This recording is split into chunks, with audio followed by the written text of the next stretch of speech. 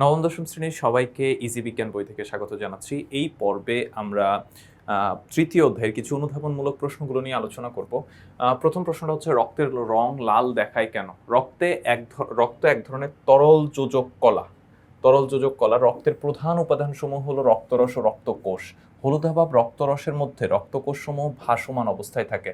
রক্তকোষগুলোর মধ্যে লোহিত রক্তকোষে হিমোগ্লোবিন নামক এক ধরনের লৌহ গঠিত প্রোটিন জাতীয় রঞ্জক পদার্থ থাকে, যার কারণে আমাদের রক্তের রং লাল হয়ে থাকে।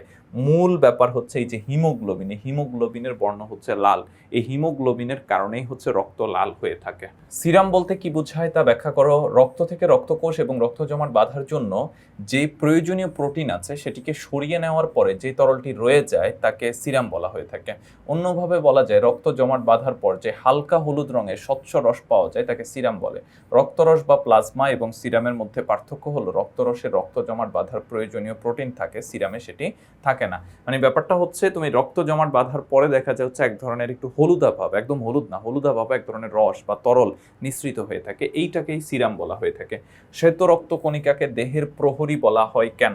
শ্বেত রক্তকণিকা বা হচ্ছে এইটাকে আমরা হোয়াইট ব্লাড সেল বা হচ্ছে ডব্লিউবিসি বলে থাকি। তো এটাকে দেহের প্রহরী বলা হয় কারণ হচ্ছে তোমার দেহের না এমন কোনো কিছুই যদি তোমার বডিতে ঢোকে তাহলে শ্বেত রক্তকণিকা বিভিন্ন প্রক্রিয়া সেটাকে মেরে ফেলে।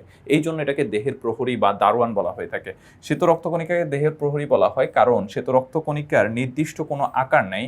এরা অ্যামিবার মতো দেহের আকার পরিবর্তন করে এবং ফ্যাগোসাইট গহ্বর সৃষ্টি করে, যা ফ্যাগোসাইটোসিস প্রক্রিয়ায় দেহে অনুপ্রবেশিত ব্যাকটেরিয়া ধ্বংস করে, ফলে দেহের রোগ জীবাণু আক্রমণ হতে রক্ষা পায়। মানে ওর নির্দিষ্ট কোনো আকার না, ও যেটা ধরো তোমার দেহে একটা ভাইরাস বা একটা ব্যাকটেরিয়া ঢুকছে, ঢোকার পরে এই চারপাশে ঘিরে ফেলে সেখানে একটা গহ্বর বা গর্ত তৈরি করে, গর্তের ভেতরে এটাকে আটকায় ফেলে। এই যে এই প্রক্রিয়াটাকে বলা হচ্ছে ফ্যাগোসাইটোসিস। এই প্রক্রিয়ার মাধ্যমে সে এটাকে মেরে ফেলে। এই জন্য মানে আমাদের শ্বেত রক্তকণিকা কিন্তু সারাদিন এই কাজটা করতে থাকে। আমাদের শরীরে কিন্তু প্রতিদিন লক্ষ লক্ষ হচ্ছে যে ভাইরাস আমাদের শরীরে ঢুকে, ব্যাকটেরিয়া আমাদের শরীরে ঢুকে, তারপর আমরা অসুস্থ হই না কেন? কারণ আমাদেরকে এই শ্বেত রক্তকণিকা আমাদের এই প্রোটেকশনটা দিয়ে থাকে। সামহাউ কোনো কারণে শ্বেত রক্তকণিকা যদি সেটা করতে না পারে তখনই মূলত আমরা অসুস্থ হয়ে পড়ি।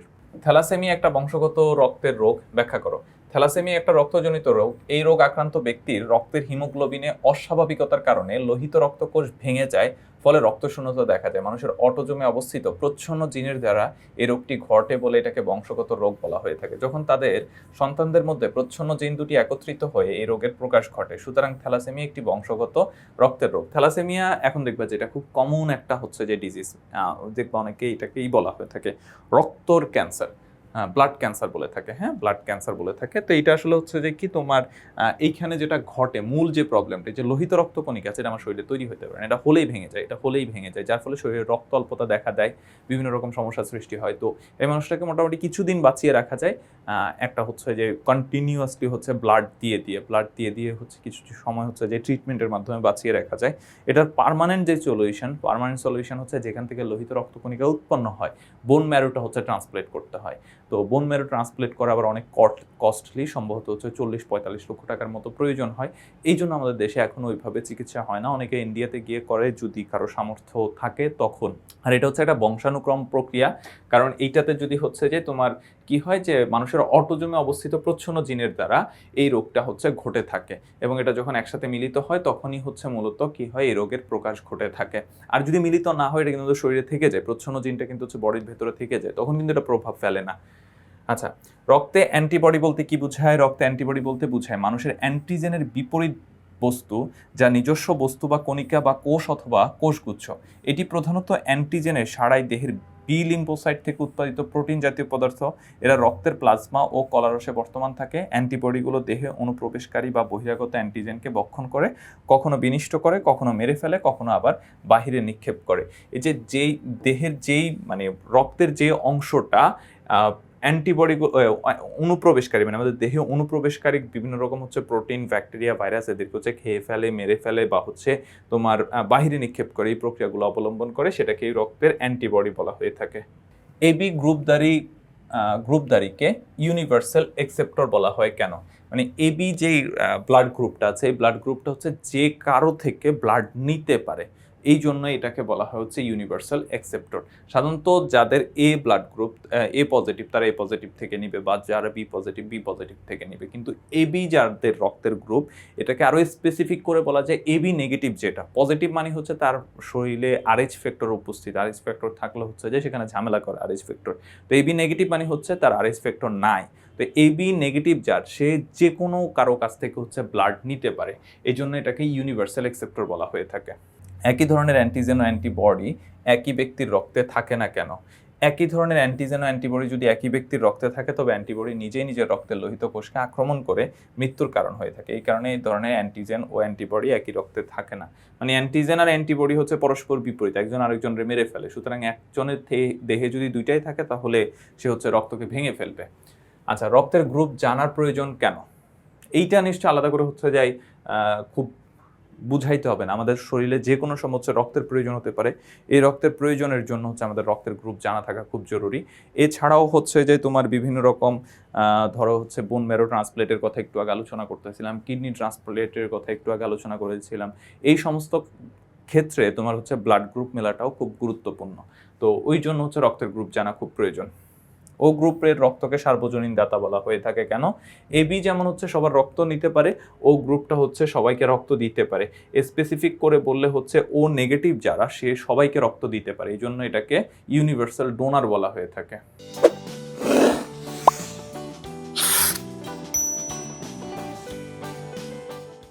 আরএইচ ফ্যাক্টর বলতে কি বোঝায়? আরএইচ ফ্যাক্টর হচ্ছে এক ধরনের অ্যান্টিজেন। এটা হচ্ছে রিসার্চ বানর থেকে পাওয়া গেছে বলে হচ্ছে এটার নাম করা হয়েছে আরএইচ ফ্যাক্টর। যেসব মানুষের রক্তে আরএইচ ফ্যাক্টর উপস্থিত তাদেরকে আরএইচ পজিটিভ, বা হচ্ছে এই যে ও পজিটিভ, বি পজিটিভ, তারপরে এবি পজিটিভ, এর মানে হচ্ছে তার ব্লাড গ্রুপ এবি এবং তার মধ্যে আরএইচ ফ্যাক্টর উপস্থিত। আরএইচ ফ্যাক্টরের গুরুত্বপূর্ণ কেন? আরএইচ ফ্যাক্টর দুই ধরনের হয়ে থাকে, Rh positive, Rh negative. Rh negative রক্তে সবসময় আরএইচ পজিটিভ বিশিষ্ট রক্তের মানুষকে দেওয়া সম্ভব, কিন্তু একাধিকবার আরএইচ পজিটিভ বিশিষ্ট রক্তে আরএইচ নেগেটিভ রক্ত বিশিষ্ট মানুষকে দিলে গঠিত অ্যান্টিবডি রক্তের লোহিত কোষের সাথে বিক্রিয়া করে রক্তকে জমাট বাঁধিয়ে দেয়। এছাড়া সন্তান সম্ভব মায়েদের রক্তের ক্ষেত্রে আরএইচ ফ্যাক্টর অত্যন্ত গুরুত্বপূর্ণ। এই জন্য বাবা মা উভয়ে একই আরএইচ ফ্যাক্টর বিশিষ্ট হতে হবে।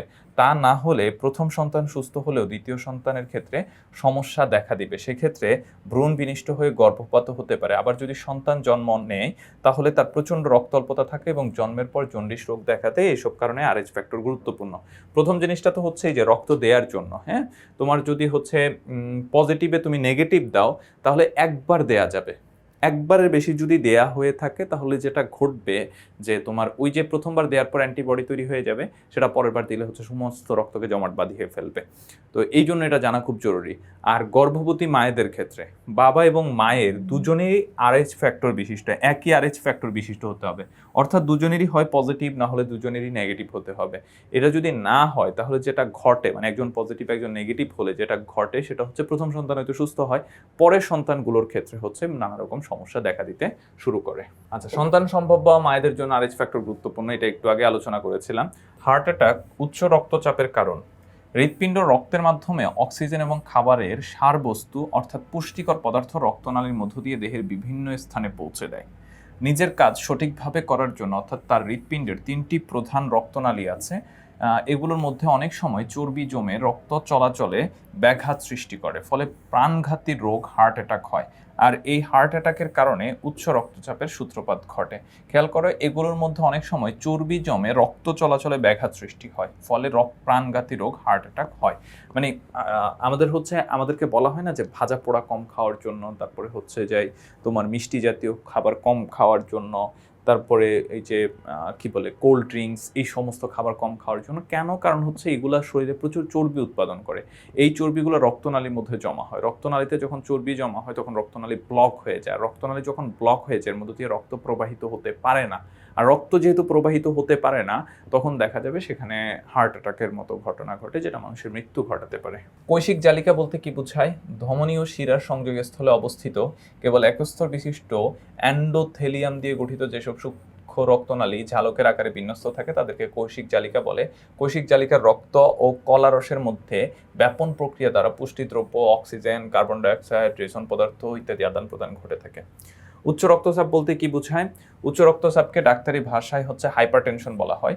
শরীর ও মনের স্বাভাবিক অবস্থায় রক্তচাপ যদি বয়সের জন্য নির্ধারিত মাত্রার উপরে অবস্থান করে থাকে তখন তাকে উচ্চ রক্তচাপ বা হাইপারটেনশন বলা হয়ে থাকে।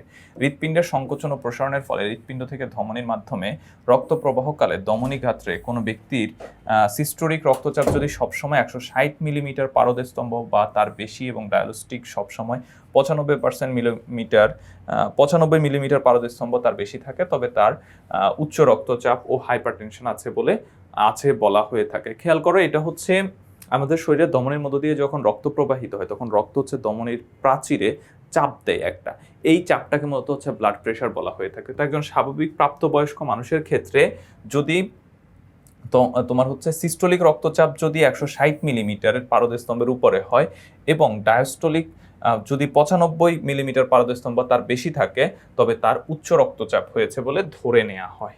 রক্তে কোলেস্টেরল আধিক্য মানবদেহের জন্য ক্ষতিকর, মানে কোলেস্টেরল বেশি হওয়া মানবদেহের জন্য ক্ষতিকর। রক্তে কোলেস্টেরলের স্বাভাবিক মাত্রা হচ্ছে 100 থেকে 200 মিলিগ্রাম পার ডেসিলিটার। এই মাত্রা থেকে রক্ত কোলেস্টেরলে বেশি হলে রক্তনালীর আন্তঃপ্রাচীর গাত্রে কোলেস্টেরল ও ক্যালসিয়াম জমা হয়ে রক্তনালী গহ্বর সংকুচিত হয়, ফলে ধমনীর প্রাচীরের স্থিতিস্থাপকতা কমে যায় এবং শক্ত হয়ে যায়, ফলে ধমনীর প্রাচীরে ফাটল দেখা যায় বা হৃদরোগের প্রধান কারণ হয়ে থাকে।